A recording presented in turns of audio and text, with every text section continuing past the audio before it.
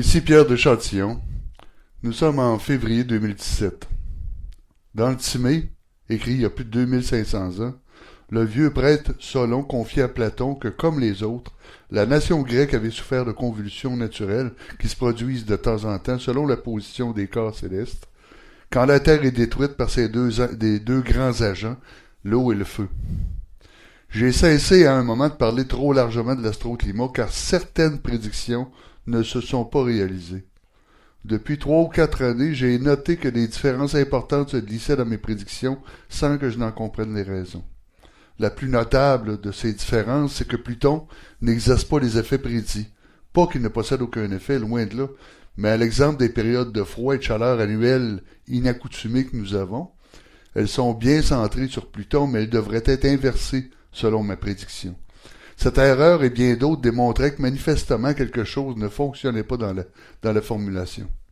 Au fil du temps, j'en suis venu à conclure que ces anomalies étaient irrésolubles, à moins d'ajouter un facteur supplémentaire dans l'équation, la présence d'une masse lourde, beaucoup plus lourde que Pluton, et située à son opposé dans le zodiaque, qui pourrait occasionner un tel transfert d'énergie, dans lequel la Terre serait captive et bougerait comme une bouée sur l'eau d'une rivière.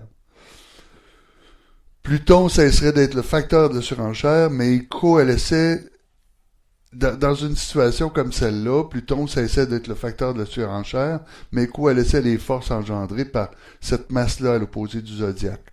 L'ensemble des imprédictibles pouvait être résolu par une telle présence hypothétique, située quelque part entre les Gémeaux et le Cancer, exactement à l'opposé de la position actuelle de Pluton. Mais c'était là un point de vue que rien ne supportait, rien d'autre que ces anomalies-là. C'est la raison pour laquelle j'ai été interpellé par une coupure de presse d'un journal d'il y a 60 ans traitant de la découverte par un astronome lettré d'une planète, ou plutôt d'une masse invisible de grande envergure en direction du baudrier d'Orion, à proximité de la limite entre les Gémeaux et le Cancer, directement à l'opposé de Pluton. Il y a 60 ans, c'était bien avant la grande vague causée par le fantôme de la planète X. Une telle découverte par un astronome patenté aurait dû faire des fils de presse, mais au contraire, la nouvelle est tombée à plat et n'a pas été reprise par les grandes maisons ou les autres médias.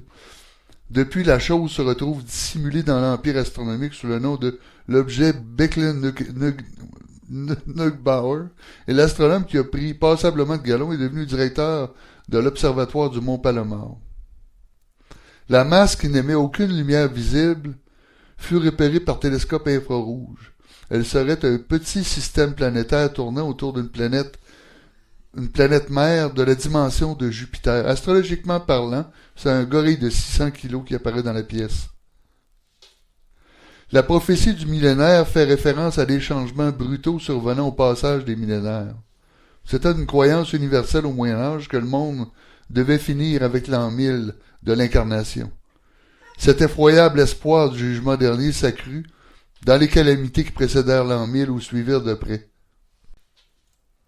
Si nous considérons les effets variés depuis 2008, Pluton est très énergisé, par conséquent engagé dans un alignement qui inclut le Soleil.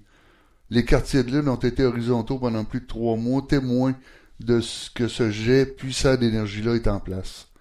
Nous ne pouvons nier que les perturbations du climat ont pris des proportions qui étaient encore incroyables jusqu'à peu, ou que sous la coupe de des fous qui sautent de partout pour faire couler le sang, l'insécurité explose. Chaque année qui passe apporte son lot de tourments, éclipsant par la force et la puissance tout ce qui était connu auparavant. Un crescendo d'événements si inusité, à l'exemple des taches solaires qui disparaissent comme par magie avant de revenir, à l'exemple des tueries à répétition, que tous les spécialistes de la planète en auraient rigolé il y a 15 ans à peine. La situation ne s'améliore pas, loin de là. Voici le bout qui nous concerne.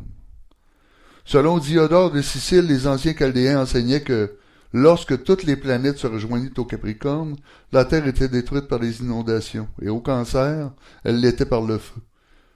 Les Chaldéens ne reconnaissaient que le Soleil, la Lune et 5 planètes mobiles, Mercure, Vénus, Mars, Jupiter et Saturne. Le reste était intégré dans la grande sphère. C'est le 22 décembre 2020 à 1h53, 1h internationale 53, que la constellation du Capricorne sera le siège d'une puissante conjonction de Jupiter, de Saturne et de Pluton, suivi en quelques semaines du Soleil, de Mercure et de Vénus. Un tel événement ne survient qu'à une reprise au début de tous les millénaires. Il est le début, la cause d'un débalancement de la Terre tous les 1000 ans, coïncidant exactement avec le début des grands cycles de froid, comme celui qui a conduit aux petites ères glaciaires. Nous aurons quelques avertissements, nous en avons déjà.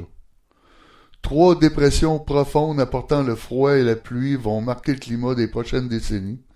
La première sera la plus sévère, elle s'étirera sur 10 ans dès 2020, et sera accentuée d'une seconde dépression encore plus lourde en 2024, un climat plus froid avec une sécheresse grandissante, des printemps et des étés plus courts et des hivers plus longs. Mais ce passage-là de la conjonction sera aussi le siège d'une période de grande turbulence affectant le soleil et le climat de la planète.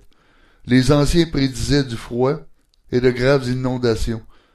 Le soleil va être soufflé par la puissance de cet alignement-là, et son éclat va être altéré par un accroissement de taches solaires, laissant une lumière blafarde, extrêmement dangereuse et soutenue par la nuit et par la lune. En présence de Vénus, les perturbations climatiques vont être aussi rudes qu'elles peuvent l'être, et pour un temps, il est certain que tous les cycles de culture vont être bouleversés. Le climat vital va se jouer aussi, parce que devant cette orgie-là de puissance va s'ajouter la planète Mercure, le principal ingrédient des crises humaines et puis le maître de l'insensé, jusqu'en mars 2021. Les fragiles du haut vont brûler des fusibles à répétition, jetant une menace sur notre paix et notre sérénité. Voici ce que nous dit le livre Histoire de France, les Celtes, les Gaulois et les Francs, à propos de l'an 1000. Il semblait que l'ordre des saisons se fût interverti, que les éléments suivissent des lois nouvelles. La fin du règne de Robert II de France est marquée par l'extrême misère du peuple. Survinrent le mal des ardents, la famine et les incendies.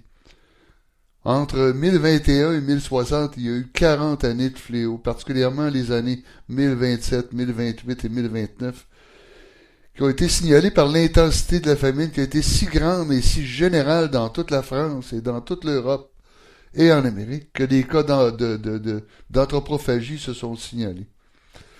Une peste terrible a désolé l'Aquitaine. La chair des malades semblait frappée par le feu qui se détachait de leurs os et qui tombait en pourriture. Ce fut encore pire quelques années après, quand la famine a ravagé tout le monde depuis l'Orient, la Grèce, l'Italie, la France, l'Angleterre. Le muide de blé, dit un contemporain, s'éleva à 60 soldats. Les riches maigrirent et pâlirent, les pauvres rongèrent les racines des forêts. Plusieurs, choses horribles à dire, se laissèrent aller à dévorer les chairs humaines. Sur les chemins, les forts saisissaient les faibles, les déchiraient, les rôtissaient, les mangeaient. Quelques-uns présentaient à des enfants un œuf, un fruit, les attiraient à l'écart pour les dévorer. Déjà dans le quinquennat, je décrivais ça. Nous y sommes. Ouvrez vos sens, regardez ce qui se passe. Ne vous laissez pas convaincre par la science populaire que tout va, car rien ne va. Considérez tout ce qui a changé dans nos sociétés depuis quelques décennies.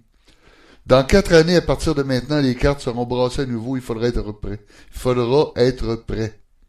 Il faudra voir sur le ménage d'une façon différente, acquérir des connaissances indispensables dans des domaines que vous n'envisagiez pas.